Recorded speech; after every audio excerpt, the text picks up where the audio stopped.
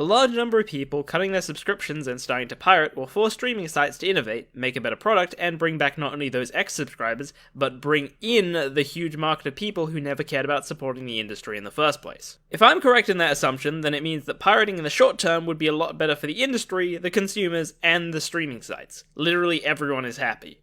I call it Operation I'll Show You Real Anime Strike. Alright, so why is this necessary? Well, we've been doing the whole support the industry, don't pirate shtick for years. Like seriously, I found videos back from 2010 telling you to support the industry. But despite all the time that argument has had to form and spread, piracy is still very popular. And while it's definitely true that this mentality has had an effect, what you should really be asking yourself is that good enough? About 6 months ago, when that Crunchyroll controversy went down, there was a straw poll on r/anime that asked if people cancelled their subscriptions in response. Over 50% of people confessed that they didn't even have a Crunchyroll account. And granted, they might have been using a different legal streaming site, but let that sink in. Crunchyroll is by far the most popular legal streaming site. This is a board for people who are big fans of anime. And furthermore, people who don't care about Crunchyroll, i.e. people who are less likely to have a subscription, are going to click on this thread a lot less than others. How big is this number really? By the way, good a time as any to mention it, there's this guy named Aninews who did a great unbiased statistical breakdown on streaming, and that guy actually does business and doesn't have an IQ of 86, so if you don't listen to me, at least go watch that video. The streaming industry is certainly not dying, hell, it's growing, I won't deny that, but I'd bet my bottom dollar that that's only because the anime community itself is growing exponentially faster. But the people who have been here for years and have never bought a streaming service probably never will. Again, we've been using the same moral argument on our peers for a very long time now. The fact of the matter is, for a certain very large group of consumers, no amount of moral shaming will work. And while a lot of YouTubers see that as a problem with those consumers, I see that as a problem with the streaming services. The main reason that these people will not buy these services is simple. There is literally no reason outside of a moral one to do so. Illegal streaming sites do pretty much everything legal ones do. Sometimes more. Some of them even provide convenient download buttons if you want to get the episode file. And the ads aren't even that big of a deal. Worst case scenario, you have to close a pop-up and go full screen. Boom, it's exactly like legal streaming sites where you didn't have to pay for it and you didn't have to dick around with signing up only to find they didn't have the anime you wanted to begin with. And again, not saying that it's not a shitty, unethical reason. It absolutely is. But that's beside the point. Until this group has an actual reason to buy these products, they simply won't. If you think you can ban piracy, be my guest. If you think you can convince these people to go legal, be my guest. But you've had 11 years and you haven't even got 50%. And after all of this time, I've started to find it a little hard to defend these sites because for some peculiar reason, the only thing they haven't tried is innovation. The only thing that will not only fix this problem, but put us into a new age of humongous growth for this industry, is someone coming up with and implementing a new revolutionary idea that lets streaming sites compete with piracy. And I get some people might think, well, pirating can just do everything streaming sites can do. Not necessarily. Like, just off the top of my head, how about letting me link my account with my anime list? That'd be a good start. Every time I finish an episode, you can update my account to include what I'm up to, and every time I finish a series, you can add a text input bar under the video where I can put my thoughts and ratings and immediately have it update on my list. Best part is, illegal streaming sites can't copy this. The last thing my anime list is going to do is sign a deal with an illegal streaming site. They'll sign one with Crunchyroll though. Also, I know I keep saying Crunchyroll, it's just the site I'm most familiar with, but this applies to all legal streaming sites. Now, mallinking is just something small and simple, but it goes to show that illegal sites can't mimic everything. Granted, they could create their own mal, but it would never pick up. The whole community is already established, and it doesn't involve registering an account with a shady streaming site. Anyway, that's just something I thought of before even starting research on this video. Imagine what you could think of with a whole boardroom of people. In fact, I already got a couple ideas to build on this, so stick around. But my point is that the beauty of innovation is that anything is possible, and until you try, you don't know what crazy solution or idea could potentially solve all your problems. Huge industries and even technology as a whole has been built on the back of people being in rough situations and just trying something new. But the quote-unquote rough situation is key. See, the only problem is that this is never going to happen. The streaming market has completely stagnated. In most businesses, innovation is considered a risk, and companies that are progressing smoothly don't take risks. I went through Crunchyroll's press releases, and there's not a hint of a new feature. The closest thing we've gotten to an innovation was them holding a fucking convention, which doesn't exactly compel new customers. In fact, I'm pretty sure it's just an excuse to sell a shit ton of stuff. I mean, for God's sakes, we still don't even have a buffer bar on Crunchyroll. It does actually exist. If you pay for extra premium, you get the beta features. Yeah, you have to pay for the beta. That's not the point of a beta test. Oh, and if that's not enough of an indication that they're not prioritizing site improvement, that feature that already exists on every other site has been in beta for 8 months. And looking around at all the other streaming sites will give a similar result. These sites get the license to stream the anime, and then they stream the anime. Best case scenario, they copy across some ideas from other mediums, forums, news, etc. But that isn't innovation, and it's certainly not enough to persuade the average user that they need the service over pirating. The irony of this whole situation is that we did this. I'm 90% sure that the only reason these sites make any revenue at all is because of the community that's supporting it out of the goodness of their heart. God only knows that's why I did it. In fact, let's do a straw poll. Check the description. Let's see if we can get some mildly accurate data for once. I mean, granted, there's slight advantages. I guess you don't have to deal with ads, and I guess you can reliably get 1080p, and I guess you have a neat little autoplay function, but ads are nothing compared to actually signing up and paying. Crunchyroll still has complaints about bit rates anyway, and I'm not incapable of making 4 extra clips just to watch another episode. But being able to download an episode? Now that's an actual honest-to-God feature. That's like a big thing. But Crunchyroll hasn't added anything to sweeten the deal in ages,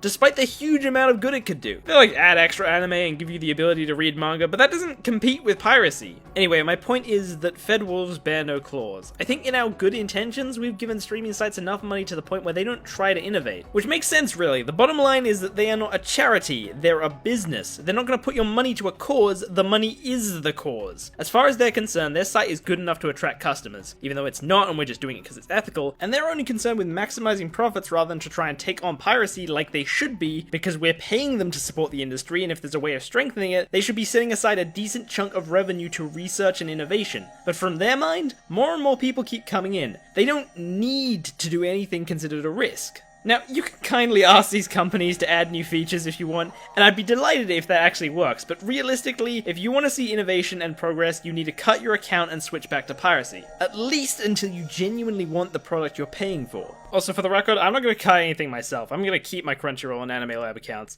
if only as a counter-argument to the people saying that I'm looking for an excuse. My personal feelings about money aside, this is something that I believe you, as consumers, a huge conglomerate of people, should do. I think you should pirate, but I think as the one trying to convince you, I should not.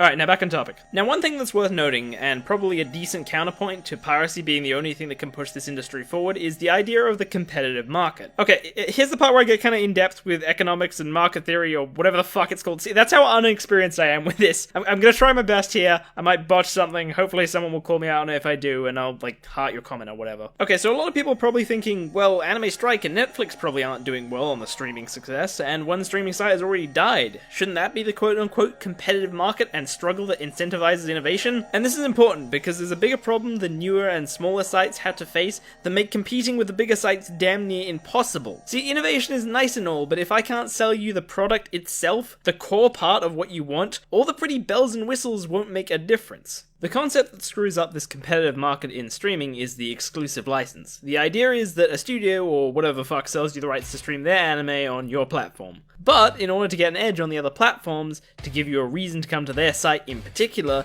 streaming sites bid for an exclusive license, i.e. they buy the rights to be the only service to stream that anime.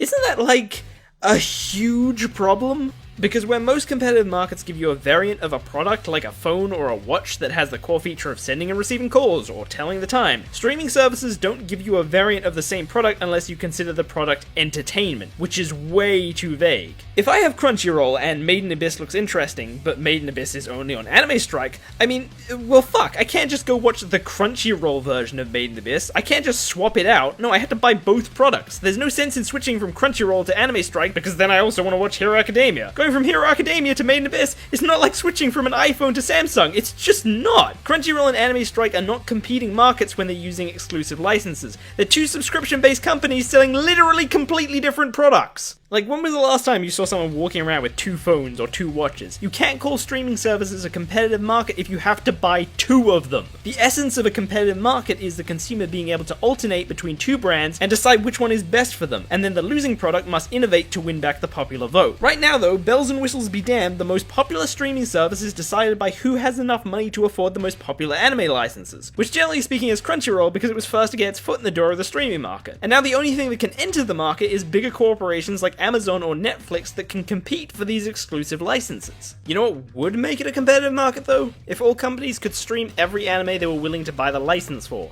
In that situation, the consumer would choose which streaming service they liked best, rather than basing it on what anime they ultimately wanted to watch. Do you see what I mean? There's no room for innovation in this current market. Ultimately, the most important thing is being able to watch the damn fucking show, and these sites are exploiting that rather than doing some fucking work and making the actual product they sell better.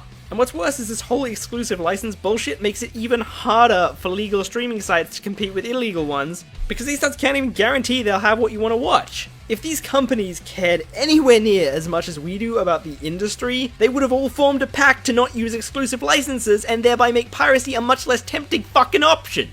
I mean, fuck, I go through this shit every season. There'll be something I'm interested in, I'll search it up, only to be met with fucking disappointment. I feel like I bought half a fucking product. What do you expect me to do? Switch every season? Buy them all? There's no rhyme or reason to which services will have which anime, so what's the point in picking one site over another? The only reason people buy a single one of these products is so they can say they've helped the industry, and for everything else, they just pirate anyway.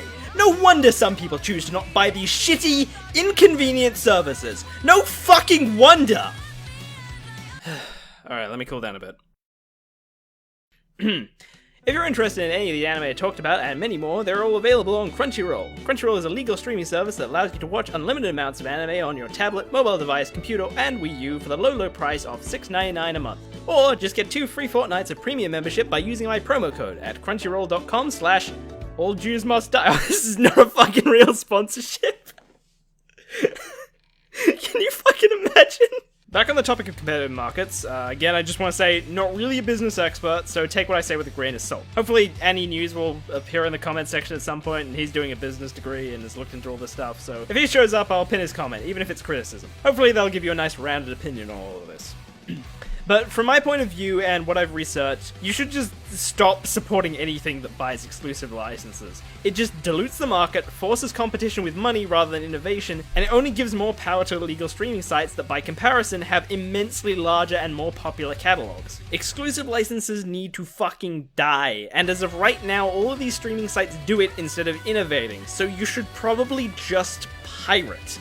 In doing so, they'll be forced to stop buying exclusive licenses, be forced to create a better product, and as a result, not only will you come back to their site, but people who have never felt the need to buy a streaming service, that odd 60%, will now want to as well. Alright, anyway, I think that's everything, so now I'm just gonna hit you with another example of potential innovation just to prove it's possible. So, you know what a big uncapitalized market is? Clip watching. A lot of people have this kind of perception that you watch a show and then you're just kind of done. But if you look at YouTube, people upload all sorts of clips of their favorite moments from anime, and these clips get insane views. Did you know the video of the biggest twist from the second season of Attack on Titan has 9 million views in 4 months? The thing is, YouTube can't capitalize on this properly because of the automatic copyright system, so a lot of these clips have parts cut out of them, or they have these stupid fucking borders, or the audio is sped up. Despite how shit they are though, they still get crazy views. You can find random 240p One Piece clips with stupid watermarks from 7 years ago, with like 1.7 million views.